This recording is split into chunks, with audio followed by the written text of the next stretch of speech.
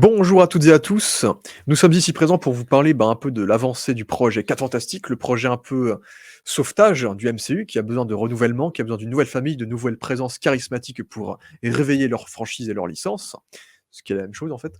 Et du coup, nous allons discuter des informations qui nous sont venues par rapport au projet du film des 4 Fantastiques, réalisé par Matt Shakman, réalisateur de WandaVision, avec la présence évidemment qui a été bien vue récemment donc de Pedro Pascal dans le rôle de Monsieur Fantastique, Vanessa Kirby dans le rôle de Susan Storm, la femme invisible, Joseph Quinn qu'on a vu dans Stranger Things dans le rôle de la Torche humaine, et donc Ebon Moss-Bachrach qui jouera, qu'on a vu notamment un micro dans le Punisher, Ouais. qui jouera la chose, et Herbie, le petit robot Herbie qui sera là également et qui vendait une ambiance qui faisait très années 60 rétro. Après, j'aime bien l'idée du costume simple, tu vois. Un peu le cargo, non? Wow. Ça fait cargo, je sais pas si Après, ça fait costume cosmonaute rétro de fou un peu, on va dire. Et donc, Sébastien ne connaît pas les dernières infos que nous avons eues. Donc, j'ai l'honneur de lui annoncer qui va interpréter le surfeur d'argent dans le film. Tu la connais. Tu la connais. Parce que ce n'est pas un surfeur d'argent, mais une surfeuse d'argent. Et donc, Sébastien, regarde donc l'interprète du surfeur d'argent. Julia Garner. Ah, mais ça me dit un truc. Tu as un avis à donner? Attends, elle devait pas jouer un autre personnage. Elle était pas en rumeur pour jouer un autre personnage d'ailleurs. Non, il me semble pas. Mais elle devait. C'était tout de suite le surfeur d'argent. En fait, c'était Anya Taylor-Joy qui était en rumeur. Okay. En fait, je pense. En fait, Marvel voulait Anya Taylor-Joy au départ. Et au final, elle a dit non, j'imagine. Et du coup, ils ont pris Julia Garner, qui est l'actrice qu'on a vu dans Ozark, et qui a gagné pour les 3 saisons, 3 fois des Emmy Awards. Donc mais on a vu Ozark, donc t'as vu la saison 1, moi j'ai tout vu. Donc on la connaît, ça va. Ouais. Et en termes de choix, il y a de quoi parler, parce qu'il faut savoir que du coup, elle interprétera la surfeur d'argent, mais pas Norrin Radd, le surfeur classique, mais Shala Bal, qui dans les comics est la femme de Norrin Radd. En gros, déjà, si on résume l'histoire, parce que même toi, tu connais pas trop non plus l'histoire du surfeur d'argent, t'as la base vite fait, quoi. Le surfeur d'argent, à la base, ouais, t'as le film avec Team Story. Ouais, au moins, ouais. Et en gros, du coup, Norrin Radd, c'était l'habitant d'une planète qui vit sa belle vie avec sa femme, etc. Un jour, Galactus arrive pour dévorer sa planète. Et donc, Galactus choisit de recruter Norrin Radd comme son héros. Donc, ses héros, c'est ces hommes de main qui sont chargés de lui trouver des planètes à dévorer. Et donc, en échange de ne pas dévorer sa planète, le surfeur d'argent accepte de devenir le serviteur de Galactus jusqu'à la fin de ses jours, en fait. Et c'est là qu'il lui donne des pouvoirs cosmiques, qu'il lui donne son surf, et qui devient le surfeur d'argent, quoi. Du coup, on est sur un personnage qui choisit de sacrifier sa propre vie, son choix, son libre arbitre, pour sauver sa planète, en fait. Et donc sauver ses habitants. Et en échange, il est missionné pour trouver des planètes à détruire, en fait. Donc au final, il épargne sa planète, mais il doit quand même donner des planètes à Galactus à manger, quoi. Et c'était ce qui se passait dans le film 4 Fantastique de Team Story, c'était que le surfeur d'argent dans ce film-là, il va sur Terre, et il se rend compte qu'en fait les humains ils sont gentils, c'est méchant quand même de faire ça. Et du coup, c'est là qu'il commence à avoir sa rédemption, et de devenir gentil, en fait, et de trahir son maître, en fait. Donc c'est un peu la base du personnage. Et il faut savoir qu'il y a un comics où Shalabal devient la surfeur d'argent. C'est un comics où, en fait, je crois que le surfeur d'argent existe aussi, et donc ils forment un couple, en fait. C'est un couple, dans ce délire-là. Tu peux les voir là, ils sont en binôme, ils sont collés, genre. Et ça arrive dans un univers alternatif des comics, où elle a genre que 5 apparitions, 5 volumes. Donc c'est pas genre Big Surfeur d'argent, quoi. C'est pas aussi important que Norrin. Sacré Norrin. Mais oui, du coup, tout ça pour dire que nous avons une femme dans le rôle du surfeur d'argent. Et cela. C'est l'article qui me fait rire. Sur leur surfeur féminine. Ouais.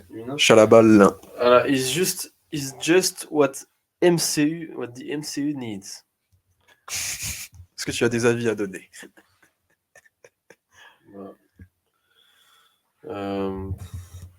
Déjà que j'étais pas fan du casting féminin des 4 Fantastiques, c'est Vanessa Kirby. Kirby, voilà. Moi, c'est un nom, c'est un bon nom quand même, Kirby, normalement. C'est dessinateur, non, Kirby. Jack Kirby, voilà. Qui a créé. Ouais. Ouais, non, je suis pas fan du casting de base. Pedro Pascal en Silver Surf, en Mystery Richards. En Richards, ouais. Reed Richards, je suis pas emballé. En fait, ça va être spécial, quoi. Le couple mère, si je puis dire, le couple principal des 4 Fantastiques, parce qu'il y a quand même des 4 Fantastiques, c'est quand même l'histoire de 2 couples. En réalité, c'est plus une amitié d'un côté, du côté gauche de l'image, vous voyez. C'est petit frère, grand frère. Voilà. Ouais, c'est vrai, une fraternité Bah, c'est plutôt. c'est une famille, les 4 Fantastiques. Et C'est la puis là, première t'as famille papa, Marvel. maman, c'est vrai. T'as le papa, Ouais. la papa, on peut le dire en 2024. Et on pourra le dire avec la Silver Surfer, parce que je pense pas qu'ils vont mettre la version masculine, du coup, non? Ben, il y en a qui, en fait, beaucoup de gens disent que non, mais parce que ben, déjà le film devrait se dérouler dans un univers alternatif. Années 60 rétro, on va en parler après. Mais c'est aussi parce que cette version-là existe dans les comics et qu'elle est complémentaire avec Narinrad. Et le truc, c'est que c'est une version qui, pour moi, on est dans un point. En fait, les gens excusent ça parce qu'elle existe dans les comics. Mais à partir du moment où ton personnage existe à genre que 5 volumes de 5 comics, il est en surfeur d'argent alors que Narinrad, il en a des milliers. Pour moi, t'as juste cherché un prétexte pour juste changer le sexe du personnage. En vrai. Ouais, c'est pas du tout. Oh, mais lui il va revenir plus tard. Attends, c'est extrême ce que tu dis. Attends, j'ai une toute autre idée. Je suis extrême. Moi, je pense. Excusez-moi, non, c'est les cheveux qui m'en tombent carrément. Je pense qu'à l'époque, c'était une certaine époque, c'est 70-80, j'imagine, le personnage de Noringrad, c'est ça? Norinrad. Norinrad, ouais. Jack Kirby. Bah, à mon avis, n'a plus marché parce qu'on est quand même dans une société qui était encore dominée par les hommes, patriarcat, etc. Donc ça fait que ce personnage n'a pu s'exprimer au-delà de 5 apparitions. Et les femmes ne lisaient pas beaucoup de comics parce qu'elles n'avaient pas le droit de lire des comics avant. Dans cette société dominée par les hommes, elles n'avaient pas les sous pour s'acheter des comics, elles s'achetaient des cosmétiques. Le fait est qu'aujourd'hui, donner vie à ce personnage, j'aime bien faire des rimes qui n'existent pas. C'est comme donner une seconde liberté en fait aux femmes qui n'ont pu soutenir ce type de personnage à cette époque précise. Et donc, je dis oui. Il dit oui.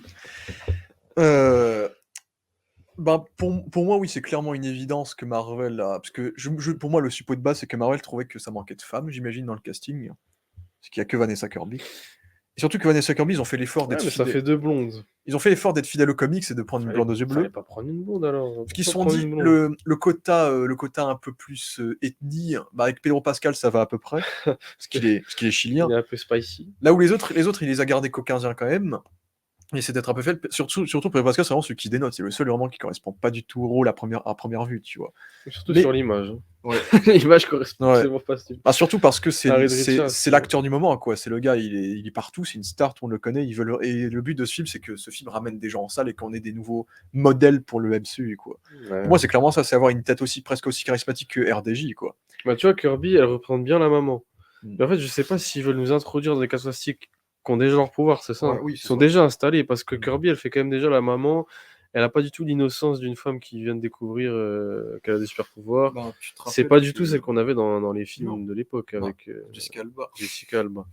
Bah, tu te rappelles que Kevin Feige avait dit qu'il voulait pas faire une origin story pour les 4 Fantastiques, comme quoi les gens connaissaient très bien l'origin story alors que les 4 Fantastiques, pour moi, c'est pas Batman ou Superman. Moi, ce que je pense surtout, c'est que l'origin story de 4 Fantastiques est d'un ridicule pas possible.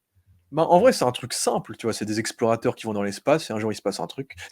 Et tous chacun une particule qui leur fait avoir un pouvoir différent. Surtout que souvent l'histoire, souvent il y a beaucoup d'origines qui mêlent ça à Galactus et disent que c'est Galactus qui a fait ça. Donc ils peuvent relier. Bref. Ouais, mais après c'est bien qu'ils mettent le robot, ça fait. Je suis content qu'ils mettent Herbie. Ça fait très très Star Wars. Déjà ça fait très, ça va dans la vibe rétro-futuriste, années 60, je trouve déjà. Donc je trouve que ça passe bien aussi. En fait, j'aimerais bien qu'ils fassent juste un film avec, tu vois, là, t'as ce plan-là, avec cette image-là. Ouais. C'est une grosse caméra sur la télé, au-dessus de la télé, tu vois, et on a un feuilleton un peu comme WandaVision, tu vois. Tu fais une sitcom 4 Fantastiques. Exactement. Avec le petit robot qui vient nous...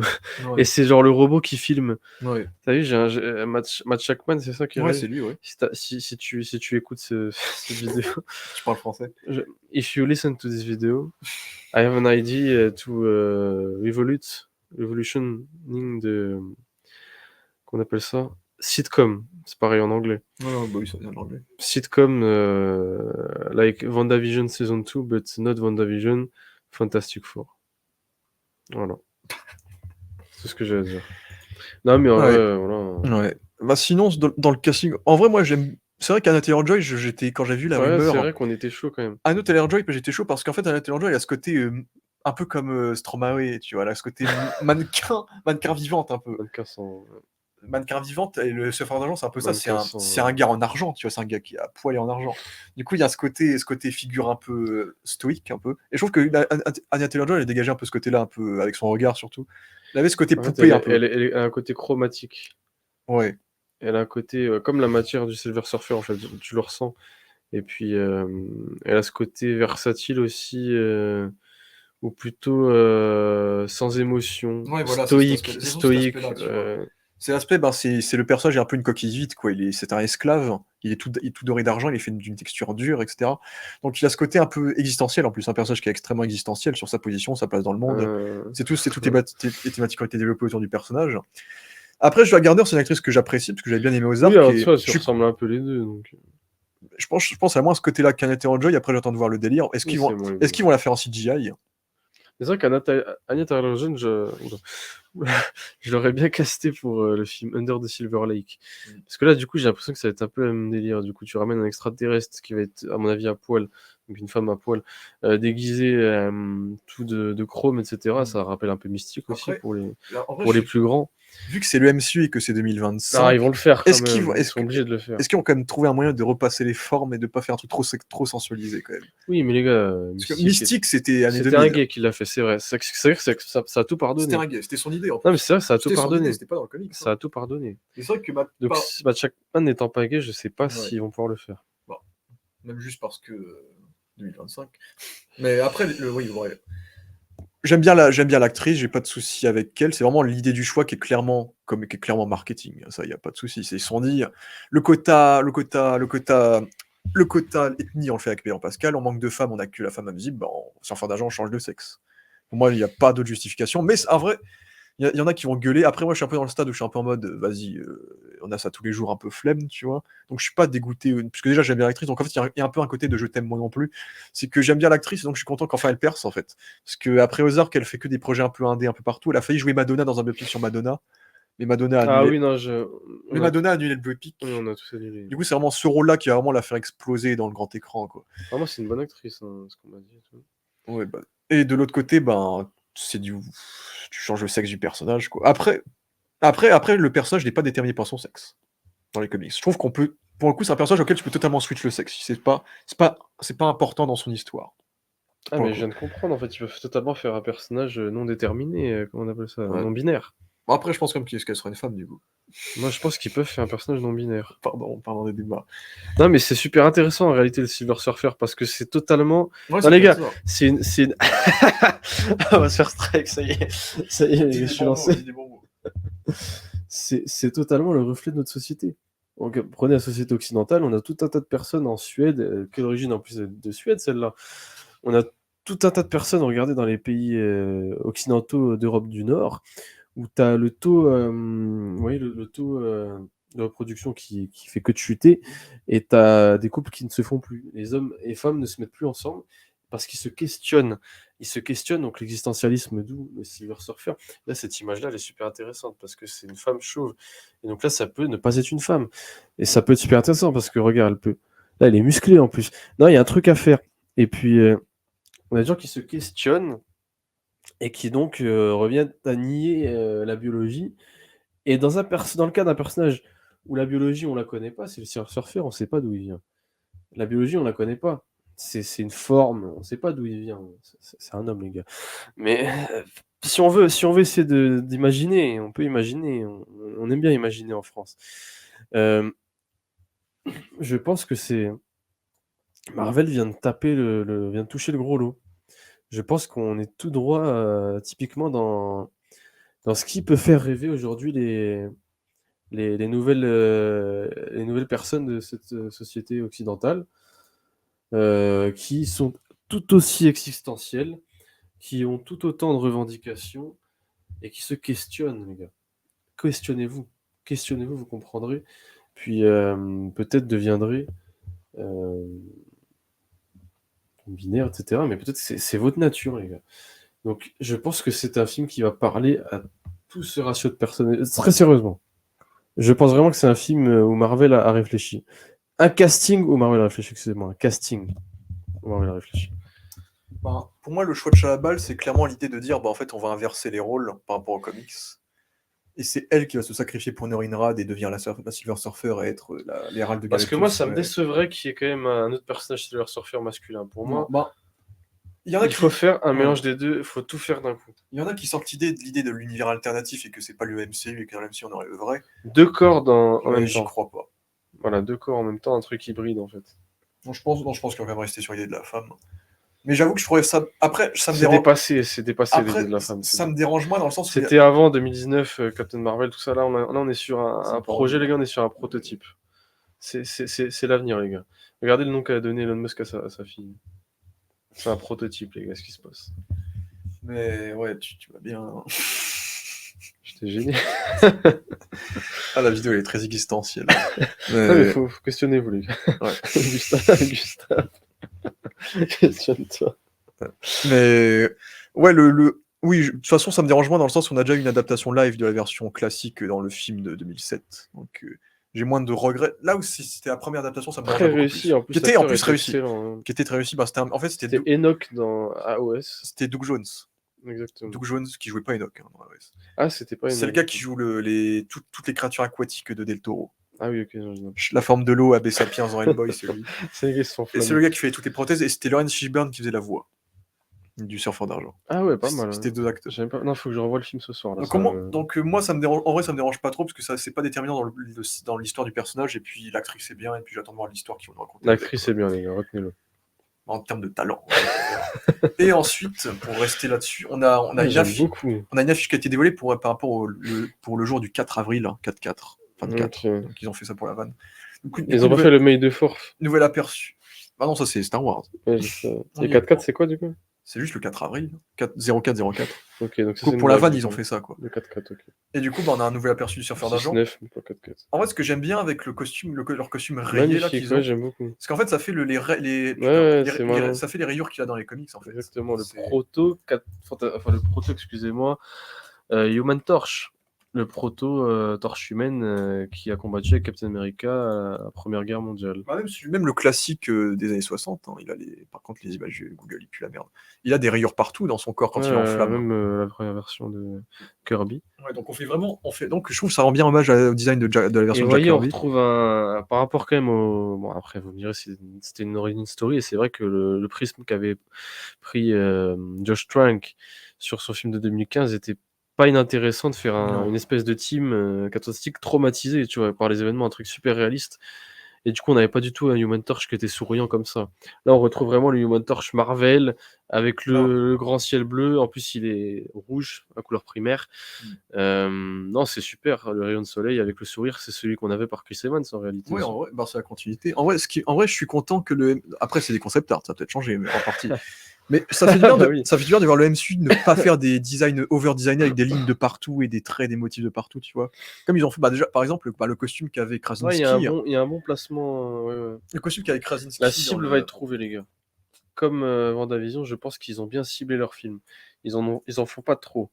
Ils font ça avec parcimonie et réfléchissent bien à leur choix. Parce que par exemple, John Krasinski, son design dans Doctor Strange, c'était un design Marvel, c'était des designs de partout, des motifs noirs, des traits, des lignes. Tu vois, les costumes Marvel qu'ils ont fait pendant 10 ans, alors que là, ils vont juste mettre des uniformes d'astronautes avec des petites rayures comme ça, toutes simples.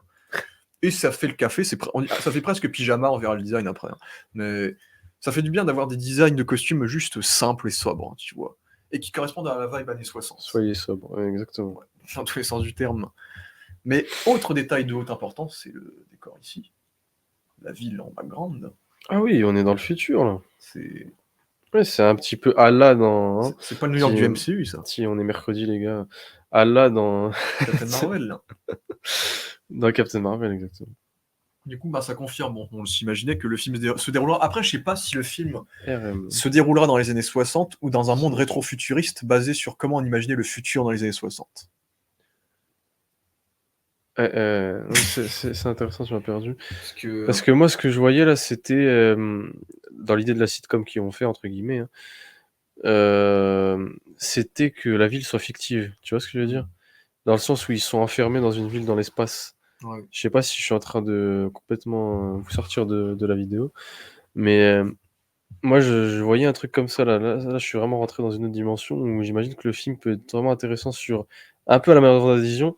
Est-ce qu'on n'est pas dans une autre dimension, tu vois? Ouais. Parce que du coup, après, il faut qu'ils arrivent dans l'MCU, c'est ça? Oui. Donc, est-ce qu'il va pas se passer quelque chose avec justement ce qu'avait instauré Matt Shakman dans. C'est lui qui a écrit WandaVision, non? Non, il a réalisé. Réalisé, bon. C'est pas lui qui écrit le film. Ok. C'est le gars qui a écrit Avatar 2 qui écrit le film. Après, le film est passé sur plein de. Il y a eu plein de scénaristes sur le film. Je me doute bien, c'est un Marvel. C'est pour ça qu'il a galéré à se faire, là.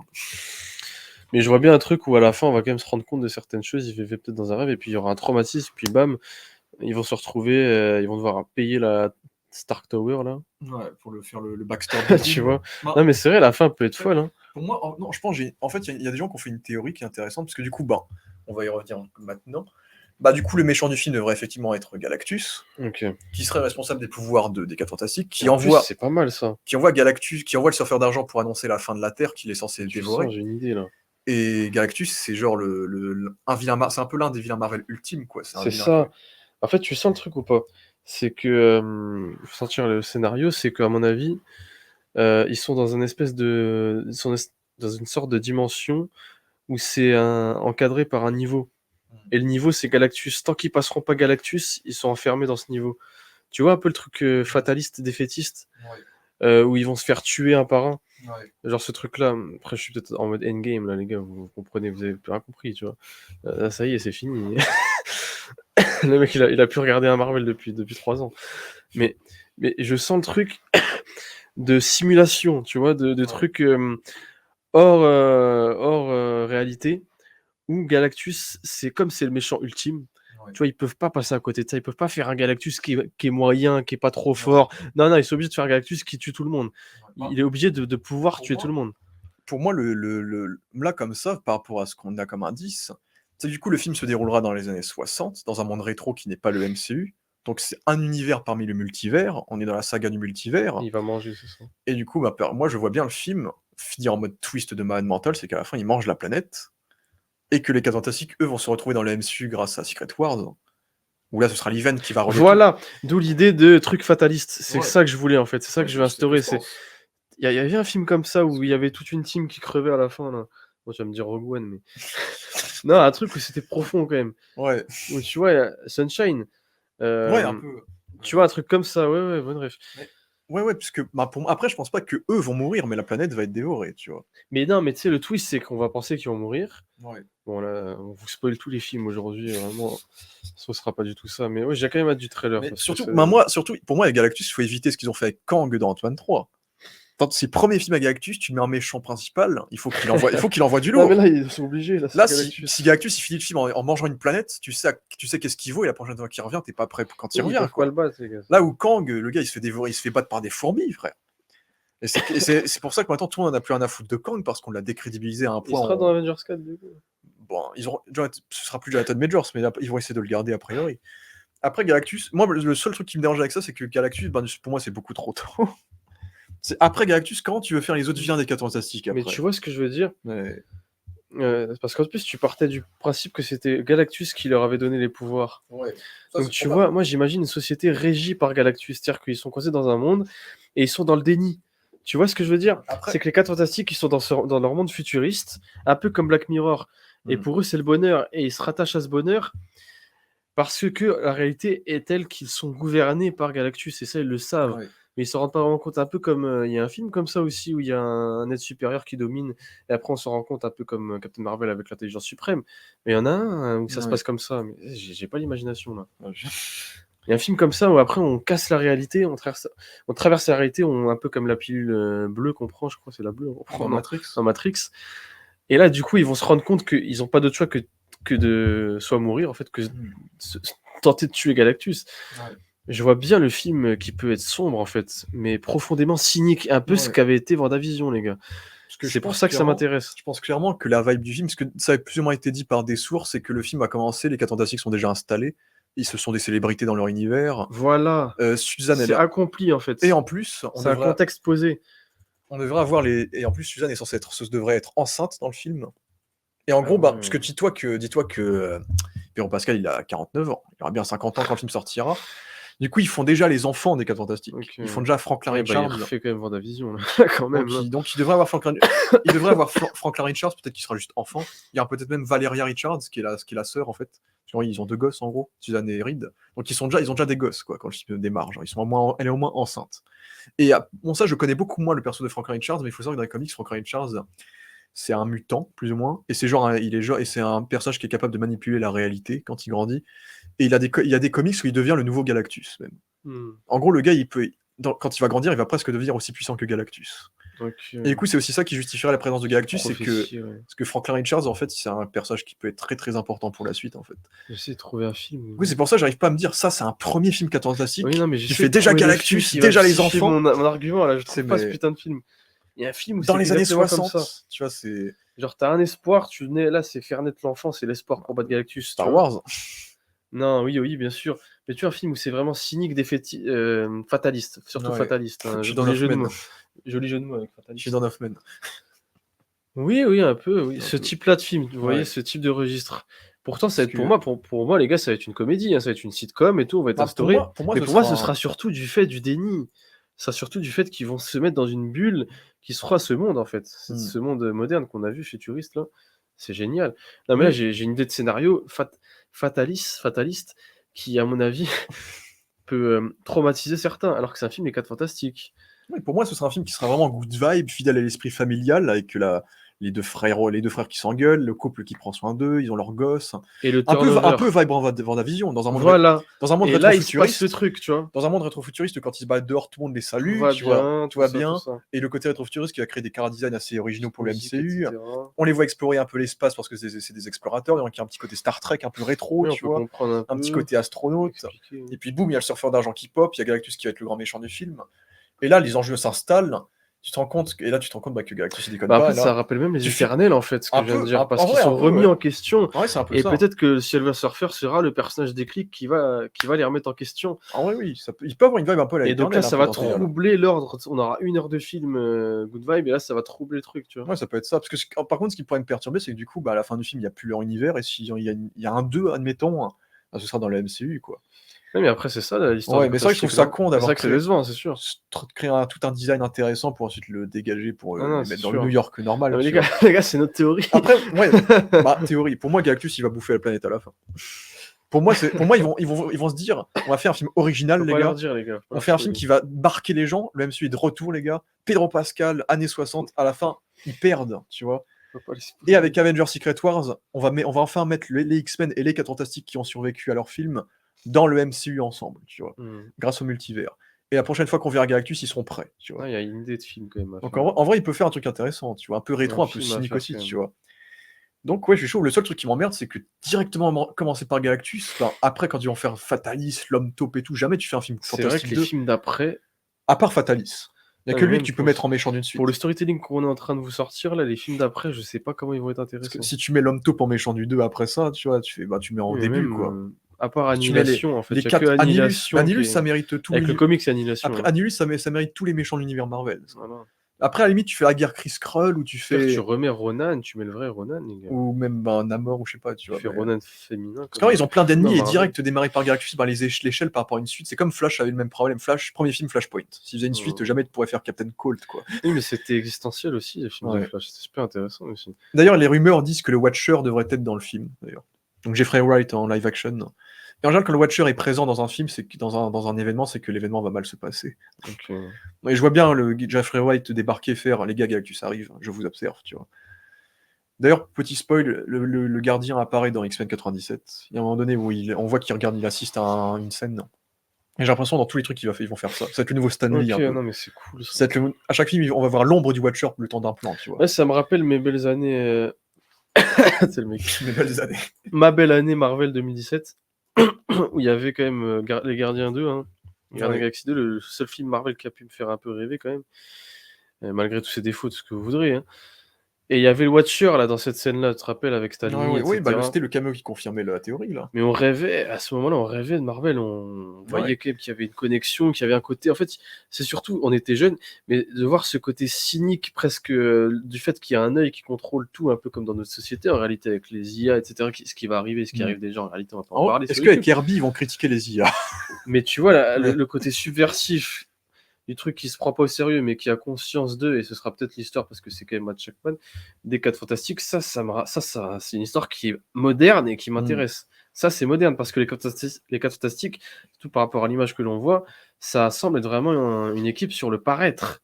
Il n'y a rien de plus moderne que le paraître. Surtout que les films qu'on a déjà eus n'ont jamais été incroyables en termes de réception ou de qualité.